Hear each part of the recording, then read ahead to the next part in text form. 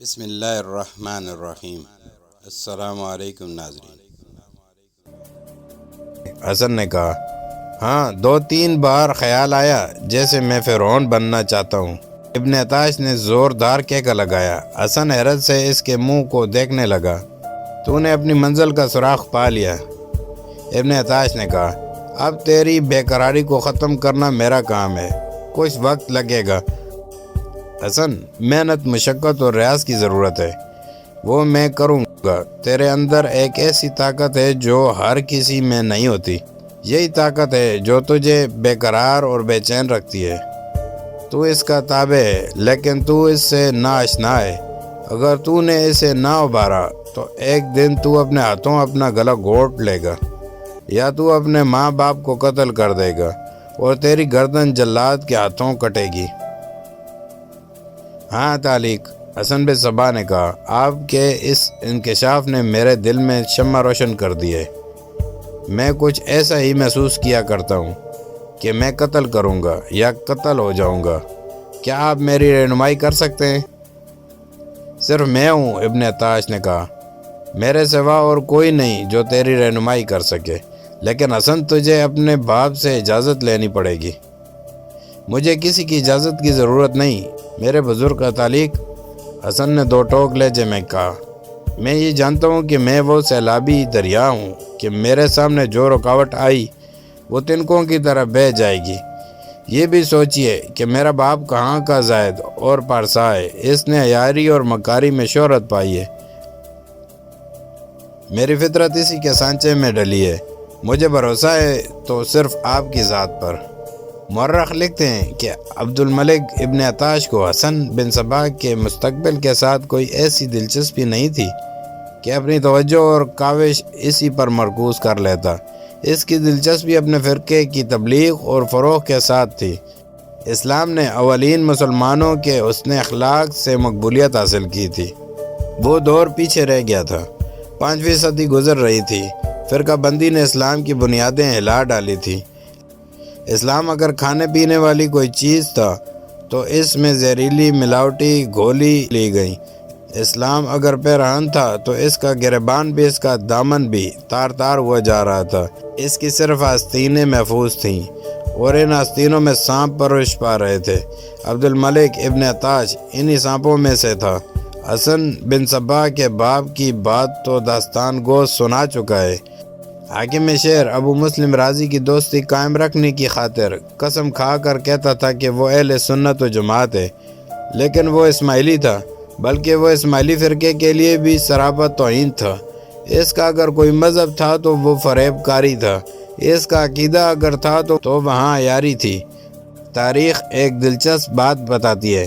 حسن بن صبا علی بن احمد کا بیٹا تھا، اس لیے اس کا نام حسن بن علی ہونا چاہیے تھا، لیکن حسن نے حسن بن صبا کہلانا زیادہ پسند کیا۔ اس کی وجہ یہ بتائی گئی کہ اس کے پردادا کا نام صبا تھا۔ اس کے کردار کے متعلق جو روایات سینہ بسینہ حسن تک پہنچی تھیں وہ عیاری اور فریبکاری کی وارداتیں تھیں۔ اس وقت اس کی سوسائٹی میں اس کا کوئی مقام اور کوئی رتبہ نہیں تھا، لیکن بادشاہ اور بڑے بڑے حاکموں تک اس کی رسائی تھی، اور لوگ اس کی فطرت سے آگاہ ہوتے ہوئے اسے عزت کی نگاہ سے دیکھتے تھے۔ حسن بن صبا کو اپنے پردادا کی یہ فطرت اور اس کی یہ شہرت اتنی اچھی لگی کہ اس نے اپنا نام حسن بن علی کی بجائے حسن بن صبا رکھ لیا۔ تاریخ میں اس کا نام حسن بن صبا دمری لکھا گیا ہے۔ اس سے ظاہر ہوتا ہے کہ حسن بن صبا کس فطرت کا انسان تھا۔ اس نے ایک بار پھر عبد الملک ابن عطاش کی شاگردی کر لی، لیکن اب یہ شاگردی درپردہ تھی کیونکہ ابن عطاش اسے بڑے ہی پراسرار راستے پر ڈال رہا تھا۔ ابن عطاش اسے کہا کرتا تھا کہ اس کا کام شہروں اور قصبوں میں نہیں ہوگا، بلکہ اس کی زیادہ تر زندگی جنگلوں اور بیابانوں اور غاروں میں گزرے گی۔ اگر حسن بن صبا کے ماں باپ دیکھ لیتے کہ عبد الملک ابن عطاش ان کے نوجوان بیٹے کو کس قسم کی تربیت دے رہا ہے تو وہ اسے اس استاد کی شاگردی سے فوراً اٹھا لیتے۔ ابن عطاش اسے کئی گھنٹے مسلسل ایک ٹانگ پر کھڑا رکھتا تھا۔ وہ گرنے لگتا تو اسے 1-2 کوڑے لگا دیتا تھا۔ 2-3 دنوں سے بھوکا رکھتا۔ اور اس کے بعد اسے کھانے کو جو کہ کچھ دانے دیتا تھا۔ اپنے آپ کو پوری طرح قابو میں رکھنے کے لیے ابن عطاش نے اسے اس امتحان میں بھی ڈالا کہ ایک کمرے میں ایک انتہائی خوبصورت اور نوخیز لڑکی کو برہنہ کر کے اس کے سامنے بٹھا دیا۔ اس کے سامنے دیوار پر ایک چھوٹا سا سیاہ دائرہ بنا کر کہا کہ وہ اپنی نظریں اس دائرے پر مرکوز رکھے اور ایک لمحے کے لیے بھی لڑکی کی طرف نہ دیکھے۔ علم سحر کے عامل لکھتے ہیں کہ تربیت کے اس مرحلے سے کامیاب نکلنا تقریباً ناممکن ہوتا ہے، خصوصاً نوجوانی کی عمر میں یہ مرحلہ اور زیادہ مشکل ہو جاتا ہے۔ حسن بن صبا جیسے کردار کا نوجوان اس مرحلے کو برداشت ہی نہیں کر سکتا۔ استاد اس مشق کو اس طرح اور اس سے زیادہ مشکل بنا دیا کرتا تھا کہ حسن دیوار کے دائرے پر نظریں مرکوز رکھتا تو لڑکی کبھی اس کا ایک ہاتھ پکڑ لیتی، کبھی اس کے قریب ہو جاتی اور کبھی اس کے سر پر ہاتھ پھیرنے لگتی۔ کمرہ بند ہوتا تھا اور کمرے میں ایک حسن ہوتا اور ایک یہ حسین لڑکی۔ اپنے آپ کو قابو میں رکھنے کی یہ مشق حسن سے بار بار کروائی گئی۔ حسن سوئی کے اس ناکے سے بھی گزر گیا۔ حسن کو معلوم نہیں تھا کہ اس کمرے کے دروازے کے ایک کواڑ میں چھوٹا سا ایک سوراخ تھا جس میں سے اس کا استاد اسے دیکھتا رہتا تھا۔ تو ساری دنیا کو فتح کرنے کی طاقت اور صلاحیت رکھتا ہے۔ ایک روز عبد الملک بن عطاش نے اسے خراج تحسین پیش کرتے ہوئے کہا، عورت میں اتنی طاقت ہے کہ وہ جابر بادشاہ کو تخت سے اٹھا کر اپنے قدموں میں بٹھا سکتی ہے۔ معلوم نہیں امام موافق نے تجھے ایسی کوئی کہانی سنائی ہے یا نہیں۔ جولیس سیزر روم کا بڑا ہی زبردست طاقتور اور جنگجو بادشاہ تھا۔ اس زمانے میں روم ایک جنگی طاقت تھی جس کے خوف سے دنیا لرزتی تھی۔ جولیس سیزر نے مصر پر فوج کشی کی۔ اس وقت کلوپیترا مصر کی ملکہ تھی۔ اسے اطلاع ملی کہ روم کی فوج شہر کے باہر پہنچ گئی ہے۔ کلوپیترا نے جولیس سیزر کی طرف اپنا ایلچی اس پیغام کے ساتھ بھیجا کہ وہ اسے ملنا چاہتی ہے۔